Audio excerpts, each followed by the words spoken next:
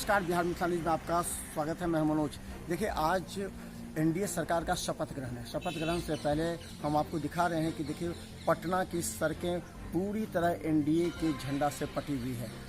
पटना के स्टेशन से लेकर के आयकर चौराहा हो या फिर बोरिंग रोड हो, बेली रोड हो, इसके अलावा गांधी मैदान के आसपास पूरी तरह सज धज कर तैयार है शपथ ग्रहण समारोह का। हमने देखा कि संजय झा अभी उनके आवास पर थे। संजय झा अभी सुबह 8 बजे ही निकल गए हैं मुख्यमंत्री आवास की तरफ, क्योंकि प्रधानमंत्री का कार्यक्रम है और कई केंद्रीय मंत्री भी आ रहे हैं, कई मुख्यमंत्री भी आएंगे।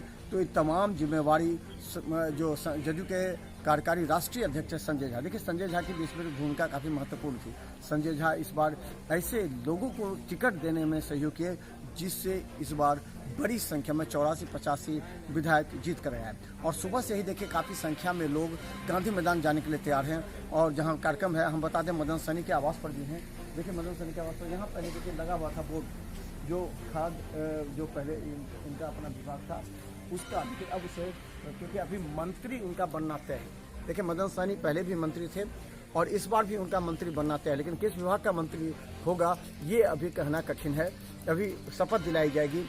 तो इसके साथ ही ये कहा जा रहा है कि जदयू से मदन सैनी का मंत्री बनना तय है, लेकिन अभी बीजेपी से दरभंगा में कौन बनेंगे पता नहीं। वहीं मधुबनी से नीतीश मिश्रा का भी मंत्री बनना तय है।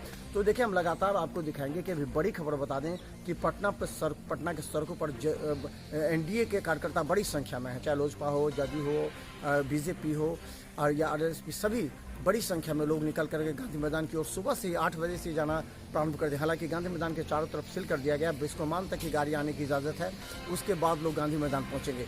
तो बता दें कि अभी सभी हम आपको लगातार दिखा भी रहे हैं कि किस तरह पूरे पटना में जो उल्लास की लहर है, जो एनडीए की सरकार प्रचंड बहुमत से इस बार आई है।